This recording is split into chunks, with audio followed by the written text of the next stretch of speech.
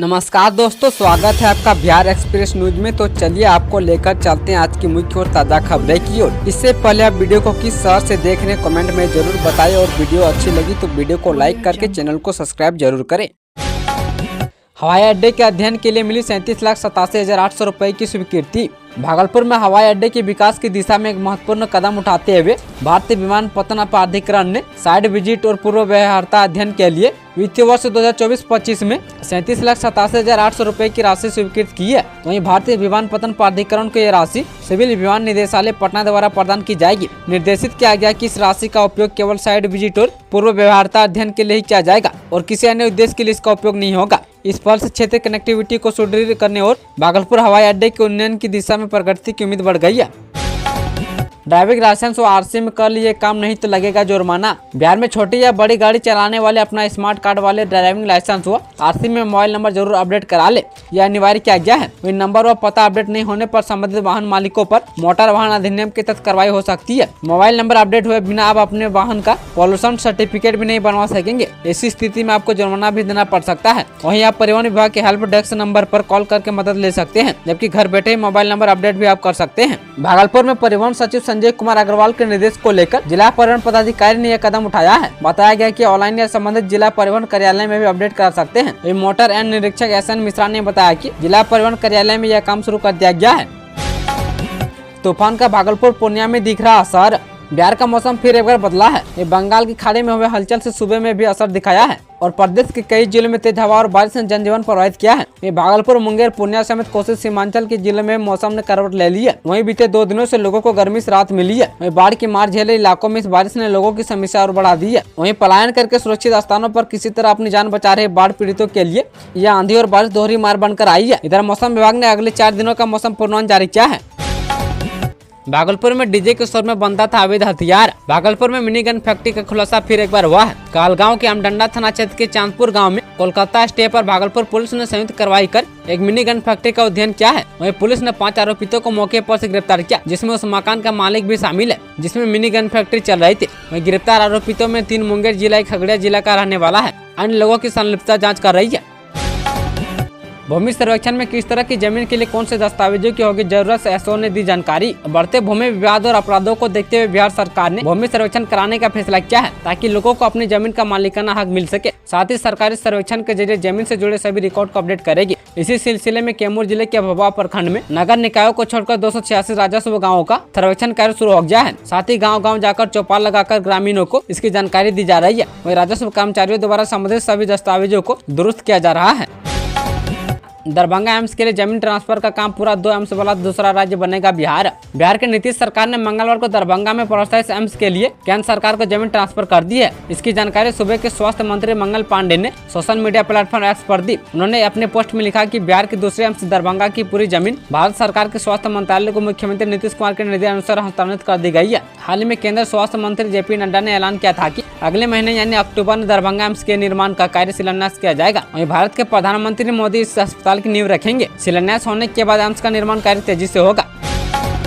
देर शाम में झमाझम बारिश से राजधानी पटना के लोगों को मिली राहत। राजधानी पटना में रहने वाले लोगों को इन दिनों भीषण गर्मी का सामना करना पड़ रहा है, लेकिन लगभग 1 हफ्ते के लंबे इंतजार के बाद पटना और आसपास के इलाकों में देर शाम झमाझम बारिश हुई। रात करीब 8:30 बजे तेज बारिश के बाद तापमान में गिरावट होने से लोगों ने गर्मी से राहत की सांस ली है। वहीं मौसम विज्ञान केंद्र पटना की तरफ से दी गई लेटेस्ट जानकारी के मुताबिक वैशाली, पटना, नालंदा, बेगूसराय, सहरसा, मधेपुरा, मधुबनी, सुपौल, अररिया, पूर्णिया, कटिहार जिले के कुछ भागों में अगले 1 से 3 घंटे में हल्के से मध्य दर्जे की मेघ गर्जन तथा वज्रपात के साथ वर्षा होने की प्रबल संभावना है। वहीं मौसम विज्ञान केंद्र के अनुसार गुरुवार को भी बारिश की संभावना है। इससे शहर के अधिकतम तापमान में गिरावट आएगी। स्मार्ट मीटर सहायक दूर करेंगे स्मार्ट मीटर की परेशानियां। बिजली कंपनी के निर्देश पर स्मार्ट प्रीपेड मीटर इंस्टॉल रही एजेंसियां भी उपभोक्ताओं के मन में स्मार्ट मीटर की भांतियों को दूर करने के प्रयास में जुट गई है। वहीं साउथ बिहार के 13 जिलों में स्मार्ट प्रीपेड मीटर इंस्टॉल करने वाली company Intelli smart infrastructure private limited ने स्मार्ट मीटर सहायक नाम से अभियान की शुरुआत की है। इसके तहत 70 प्रशिक्षित स्मार्ट मीटर सहायक उपभोक्ताओं के घर घर जाकर उनके prepaid smart meter mobile app के उपयोग और सकारात्मक पक्षों की जानकारी देंगे। राहुल गांधी पीएम बने, इसकी मन्नत मांगने कैलाश पर्वत पहुंचा बिहार का नेता। अपने नेताओं को प्रधानमंत्री बनता देखना हर कार्यकर्ता का सपना होता है। इसके लिए कार्यकर्ता जमीन पर भी काम करते हैं। ऐसा ही एक मामला बिहार के बेगूसराय जिले के डंडारी से सामने आया है। यहाँ के रहने वाले कार्यकर्ता कांग्रेस नेता राकेश सिंह ने हिमालय पर्वत पर कैलाश स्थित मणि महेश्वर पहुंचकर शिवलिंग व मणि के दर्शन कर राहुल गांधी को पीएम बनने की मन्नतें मांगी। वहीं लौटने के बाद इसकी जानकारी देते हुए कहा कि उनके नेतृत्व में प्रसिद्ध धार्मिक स्थल शिवधाम मणि महेश जो हिमाचल प्रदेश के हिमालय पर्वत पर चंबा जिला से करीब 60 किलोमीटर दूर भरमर उपमंडल में हिमालय की शिखर पर स्थित है। बिहार में गरमाया स्मार्ट मीटर का मुद्दा, राजद ने किया आंदोलन का ऐलान। बिहार में स्मार्ट मीटर का मुद्दा पिछले काफी दिनों से गर्म है। वहीं अलग अलग जगहों पर कई लोग स्मार्ट मीटर लगाने का विरोध कर रहे हैं। कई लोगों का दावा है कि स्मार्ट मीटर की वजह से उनके घर बिजली का बिल ज्यादा आ रहा है। अब राष्ट्रीय जनता दल ने बिहार में स्मार्ट मीटर के खिलाफ आंदोलन छेड़ने का ऐलान कर दिया है। वहीं राजद के प्रदेश अध्यक्ष जगदानंद सिंह ने कहा कि बिहार में स्मार्ट मीटर के नाम पर लूट मची हुई है। वहीं गरीब किसान और आम उपभोक्ता इससे काफी परेशान है। इसी के साथ जगदानंद सिंह ने कहा कि 1 अक्टूबर से पार्टी इस गंभीर मसले पर आंदोलन शुरू करेगी। बिहार के 4 जिलों के लोग रहे सावधान, मूसलाधार बारिश की चेतावनी जारी। बिहार की राजधानी पटना समेत प्रदेश में बीते एक हफ्ते से मानसून कमजोर पड़ने के कारण लोग गर्मी से परेशान है। हालांकि अब गर्मी से परेशान लोगों को थोड़ी राहत मिलने के आसार है। मानसून की सक्रियता बने होने के कारण पटना सहित अधिकांश भागों में बादलों की आवाजाही बने होने के साथ कुछ स्थानों पर छिटपुट वर्षा की संभावना है। वहीं अगले 24 घंटे के दौरान 4 जिलों के सीतामढ़ी, मधुबनी, किशनगंज और पश्चिम चंपारण के 1 या 2 स्थानों पर भारी वर्षा, जबकि किशनगंज, अररिया, पूर्णिया और कटिहार में मेघ गर्जन व वज्रपात को लेकर येलो अलर्ट जारी किया गया है। जबकि 27 सितंबर तक प्रदेश के अलग अलग भागों में हल्की वर्षा होने से मौसम सामान्य होने के साथ तापमान में गिरावट की संभावना है।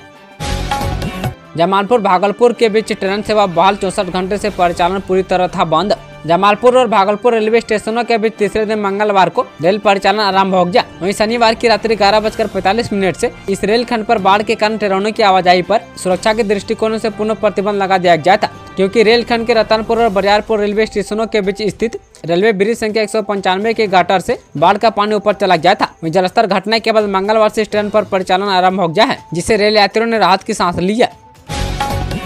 बिहार में वंदे भारत एक्सप्रेस इस रूट पर भी दौड़ेगी, जाने रेलवे ने क्या की तैयारी। बिहार के कई रेलखंड होकर अब वंदे भारत ट्रेन चलाई जा रही है। इधर अब सहरसा मानसी रेलखंड पर वंदे भारत ट्रेन चलाने की तैयारी में रेलवे जुटा हुआ है। इसे लेकर इस रेलखंड पर 26 सितंबर तक कुछ घंटों का ब्लॉक रहेगा। दरअसल इस रेलखंड पर नया पैनल लगाने का काम चल रहा है, जिसे लेकर कुछ घंटों के लिए ब्लॉक किया जा रहा है। मंगलवार को भी कई ट्रेनों का परिचालन इससे बाधित हुआ, लेकिन स्थानीय लोगों को इस बात की खुशी भी है कि अब इस रेलखंड होकर वंदे भारत ट्रेन दौड़ सकती है।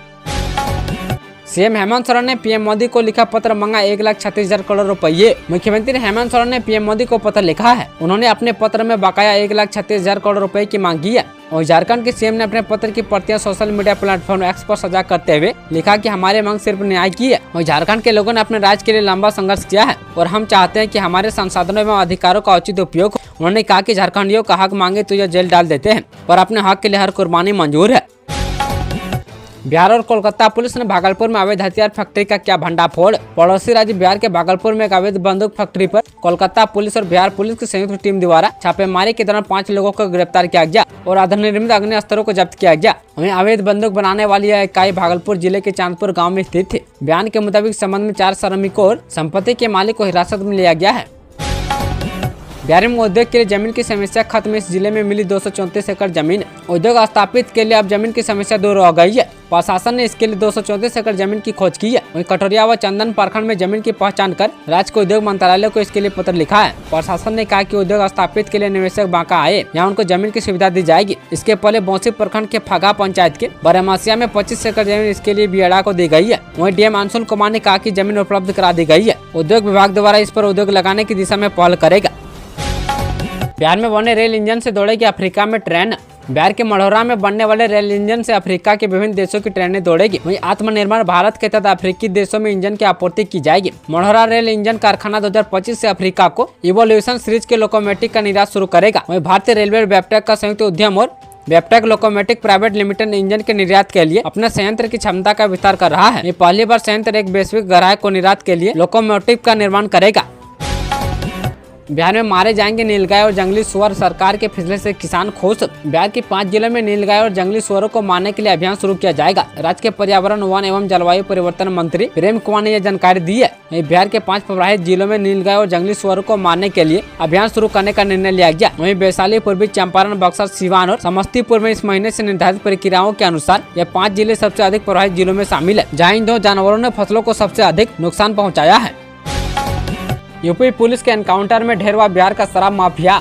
पटना के फुलवारा शरीफ के मंसूर गली का रहने वाला शराब माफिया मोहम्मद जाहिद उर्फ सोनू को यूपी पुलिस ने गाजीपुर में एनकाउंटर में मार गिराया, लेकिन सोनू का सहयोगी फरार होने में सफल रहा। इस एनकाउंटर में यूपी पुलिस के 2 जवान भी जख्मी हो गए। इसने आरपीएफ के 2 जवानों की हत्या कर दी थी। इसके बाद इसका नाम सामने आया था और यूपी पुलिस लगातार इसके पीछे लगी थी। वहीं यूपी एसटीएफ को जानकारी मिली कि यह गाजीपुर के गहमर थाने के दिलदार नगर जमनिया मोड़ पर है। इसके बाद इसकी घेराबंदी की गई तो इसने पुलिस पर फायरिंग शुरू कर दी, लेकिन यूपी पुलिस ने भी जवाबी फायरिंग की तो वह घायल हो गया। इसके बाद उसे इलाज के लिए अस्पताल लाया गया, जहां चिकित्सकों ने मृत घोषित कर दिया। 70वें बीपीएससी का नोटिफिकेशन जारी, दिन से शुरू होगा आवेदन। 70वें बीपीएससी की भर्ती कई दिनों से चर्चा में थी और अब आखिरकार इसका आधिकारिक नोटिफिकेशन जारी हो चुका है। वहीं आप इस नोटिफिकेशन को बीपीएससी के आधिकारिक वेबसाइट पर देख सकते हैं। ऐसे में जाने इस भर्ती से जुड़ी महत्वपूर्ण जानकारियां और कब से शुरू होंगे आवेदन की तिथि। वहीं बीपीएससी की इस भर्ती के लिए ऑनलाइन आवेदन प्रक्रिया 28 सितम्बर से शुरू हो जाएगी और आवेदन की आखिरी तिथि 18 अक्टूबर होगी। बिहार बिजली बिल कंपनियों की रिक्तियों में भारी इजाफा। बिहार की बिजली कंपनियों में अब 2600 की जगह 4016 पदों पर भर्ती की जाएगी। इसके लिए 1 अक्टूबर से Bihar state power holding company की आधिकारिक वेबसाइट पर आवेदन लिए जाएंगे। शहर के इन 5 प्रमुख स्थानों पर बनेगा मेट्रो स्टेशन।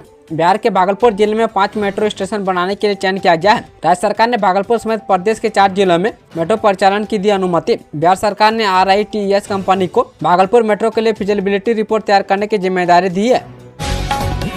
सुपौल में NH 27 पर बनेगा मिडवे सर्विस प्लाजा।